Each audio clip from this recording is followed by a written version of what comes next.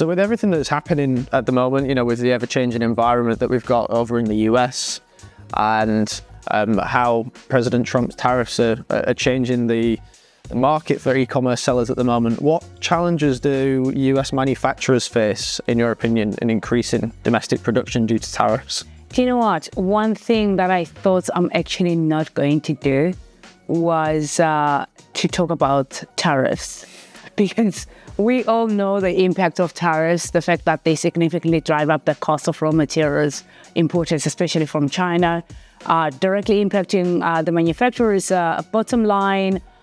This challenge has actually become more pronounced when domestic alternatives are limited and resulting in either high consumer prices or tighter profit margins. Manufacturers could actually face complex decisions around investing in domestic infrastructure, reshaping their supply chain, and even just shifting the production offshore to maintain a competitive advantage or edge. Now, I look at all this thing and I'm like, we are a global village, and with all these things that are going on, they are just unhealthy for the economy. And I think they are just unhealthy for the relationships that we've worked hard to build over the years. So I would say it's going to be tough. At the end of the day, we look at, and consumers like me and you, they look at things like from a business point of view or maybe from a consumer point of view who is the guy that really gets impacted in all these things that are going on? It's the consumers. It's me and you that are going to be impacted, because cost of everything will increase. So which means our take home or our savings are going to be eroded. So it is it's a huge impact in all directions. We talk about manufacturers, but ultimately those costs are going to be passed down to people like me and yourself. But alongside that, I guess many US manufacturers also rely on Chinese raw materials. And how do you think tariffs on those are going to affect costs and pricing strategies? So I think on tariffs on Chinese imports will increase the overall cost base. We all know that.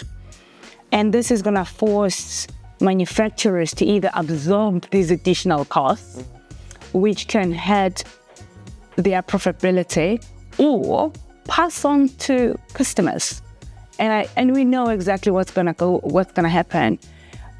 We know that we are going to be the consumers are going to be the ones that are absorbing these costs.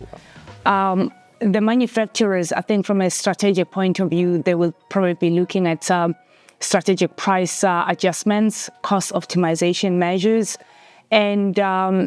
and I would say that probably there will be a lot of negotiations that are going to be going on. And I think communication, we probably maybe haven't spoken to your suppliers for a while because, you had a system going on. There'll be a lot of negotiations that are going to be going just to mitigate the tariff-induced pressure that currently everybody is feeling. And to be honest, I just couldn't possibly tell you as far as like where we are moving to as a global village, as people, as consumers, as manufacturers, as entrepreneurs, as businesses. So I would say we're just going to have to deal with things as they come. But when we're talking about industries maybe that are affected by the tariffs, I know obviously this is a very, like you say, agile and ever-changing situation, and we've talked about it ad nauseum, but which industries at the moment are the ones which are most affected by those, that are most impacted by those tariffs? So I would say I can see electronics, automotive sectors, they probably may be going to feel the immediate pressure. Mm-hmm. These sectors, they're the ones that often they have intricate, long-term established relationships with specific suppliers in China. We know that Shenzhen, they actually produce electronics, and I think this is gonna increase vulnerability, disruptions. There's gonna be reduced flexibility in sourcing alternatives, and I wouldn't be surprised that actually a lot of factories may actually shut down because this is a huge cost. It's a huge impact. With us being based in the UK at the moment, it's quite interesting, I think, particularly for our UK audience, to know how do tariffs reshape the e-commerce landscape for them? How does that change everything for UK-based sellers? Yeah, I would say for you, we've got a lot of sellers that actually sell in the US platforms via Amazon. I can see some really increased complexity and also costs when sourcing products from China into particularly the US market. The tariffs, what they are doing, they're encouraging sellers to reconsider their sourcing and fulfillment strategies. And unfortunately, we're not going to see sellers overnight finding new suppliers that are going to be in favorable countries whereby there's lesser tariffs. And I know that we talk a lot about diversification. I don't think these things are actually overnight. So sellers are now looking towards manufacturing partners in regions like the Southeast Asia, over nearing into Europe, significantly reshaping their global and e-commerce logistics competitiveness. So we will see a lot of sellers maybe really looking at countries, even as far as South Africa, whereby there is a lot of manufacturing that happens in South Africa that today is not impacted, whereby they've got good relationships with Europe. So is China going to continue being the place of choice? It's hard to say today, but at the same time, these things are not just going to be shaping overnight to say suddenly manufacturing is moving from China into countries like South Africa or other parts of Southeast Asia. These things, they take time. Let's just see how long we can keep up with the changes that are happening. Because at the moment, it's more like it's a business war. It's a tariff war. You know, it's interesting times. The things that are happening in our lifetime, I never thought that this would actually happen ever. So I would say it is interesting times.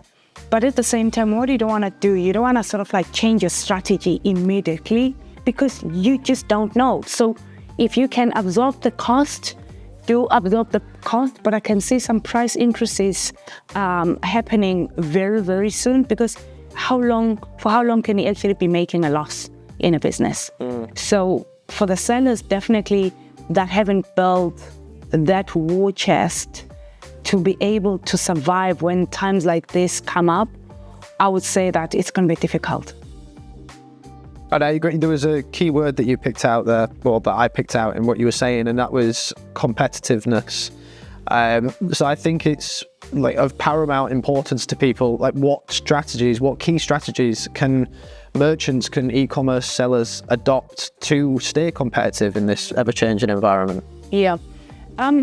I would say that just the whole subject of tariffs, it's a very complex one because we want to say you need to pivot, you need to diversify your suppliers to reduce the dependency on any single country, particularly in China. But again, you go back and say these things, they actually take time. It's not going to happen overnight. But also there's scenario planning there, which is going to be very important, including assessing the potential impact of the changes that are actually happening, like removal of the duty-free thresholds. Additionally, you've got merchants that should consider local warehousing and fulfillment and partnership, and also just looking into your home country as far as like what products can you actually get in your home country, because I think the first stop of any seller that is selling on e-commerce platforms is going straight into Alibaba because you're going to find a Chinese seller. So you need to reconsider. There's a lot of thinking that needs to be done. It's looking just probably maybe outside Alibaba. There's other platforms that advertise products that are coming outside of China. if you're going to be diversifying on suppliers, there is that point whereby you need to think about sometimes the relationships that have been built over a period, they are far more important than the ones that are built today. But I think at the same time, whilst everybody is we're more or less like in the same sea, but others are on boats, others are on yachts. So it's just honestly being strategic as a business at this point in time, Lewis.